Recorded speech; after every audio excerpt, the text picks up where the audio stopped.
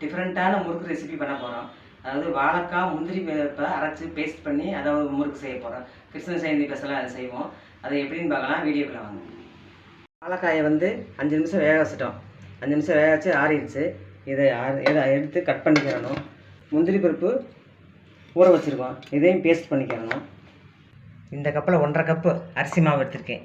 அதுக்கு 1/4 கப்பு கடலை மாவு. இது ரெண்டையும் அரிசி மாவு வறுத்துட்டு இது ரெண்டையும் பிணைஞ்சிக்கிறணும். அப்புறம் எள்ளு, ஜீரகம் வேண்டாம் ஜீரகம் போட்டுக்கலாம். இது ரெண்டையும், ஒரு மிளகா, ஒரு விரத்துண்டு இஞ்சி, இதை இடித்து அந்த சாறையும் சேர்த்துக்கிடுவோம்.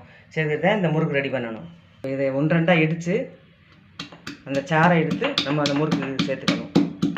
இந்த வேக வச்ச வாழைக்காயை இந்த தோல் நீக்கிட்டு உள்ளே இருக்க அந்த கருப்பாக ஒரு பாட்டு இருக்கும் பாருங்கள், அதையும் எடுத்துடணும்.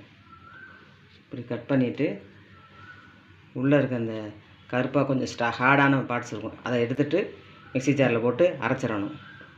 லைட்டாக தண்ணி ஊற்றி அரைக்கணும்.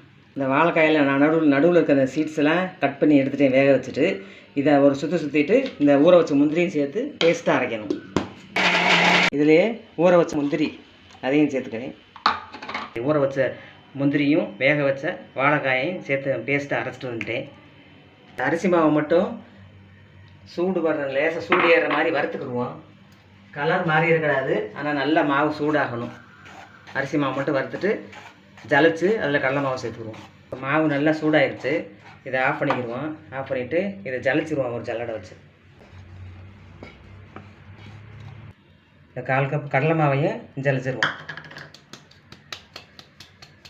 இப்போ ஒரு பவுல் எடுத்துக்கிட்டு இந்த வறுத்து வச்சு ஜலிச்சு வச்ச மாவை சேர்த்துக்கிறேன். இப்போ கடலை மாவையும் சேர்த்துக்கிடுவோம். 2 மாவையும் சேர்ந்து நல்லா கலந்துட்டு அதில் எள்ளு உப்பும் சேர்த்தாச்சு. இதெல்லாம் நல்லா கலந்துக்குருவோம். கலந்துட்டு இந்த வாழைக்காய் வேக வச்சது, முந்திரி ஊற வச்சதையும் அரைச்சி திக் பேஸ்ட்டாக வச்சுருக்கோம், இதையும் இதில் சேர்த்து பிணைஞ்சுக்கிறணும்.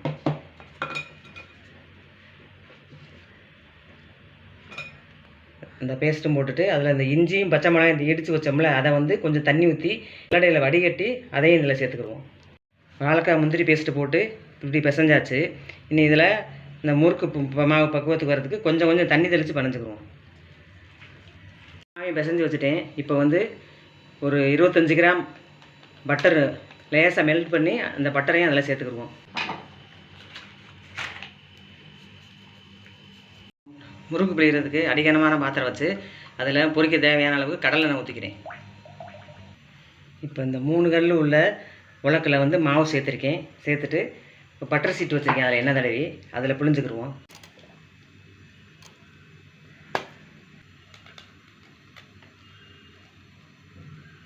இப்போ எண்ணெய் காஞ்சிருச்சு. இந்த புழிஞ்ச முறுக்கை ஒன்றா இறக்கிக்கிடுவோம் சட்டியில்.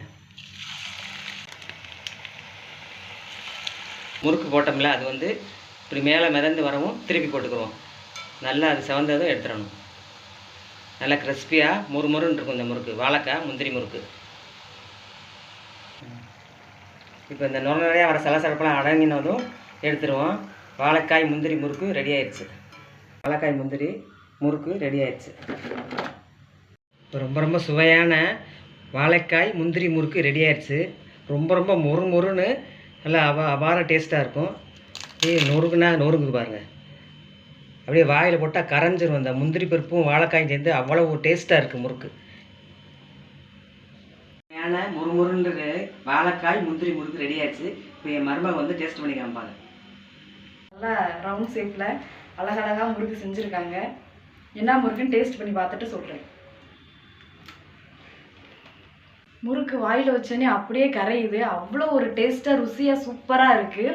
இதில் என்ன கலந்துருக்காங்கன்னா வாழைக்காய் முந்திரி அதோட சேர்த்து பட்டர் 3 நல்லா மிக்ஸ் பண்ணி முறுக்கு செஞ்சுருக்காங்க. இந்த மாதிரி முறுக்கு நான் எங்கேயுமே சாப்பிட்டதில்லை. வாழைக்காயில் முறுக்கு சாப்பிட்டது நான் இங்கே தான்.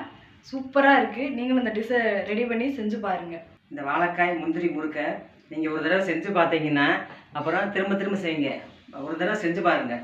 பயங்கர டேஸ்ட்டாக, டிஃப்ரெண்ட்டான டேஸ்ட்டாக, அப்படியே பொறுன்னு அருமையாக இருக்கும். செஞ்சு பாருங்கள். செஞ்சு பார்த்து எப்படி இருந்துச்சுன்னு எங்களுக்கு கமெண்ட் பண்ணுங்கள்.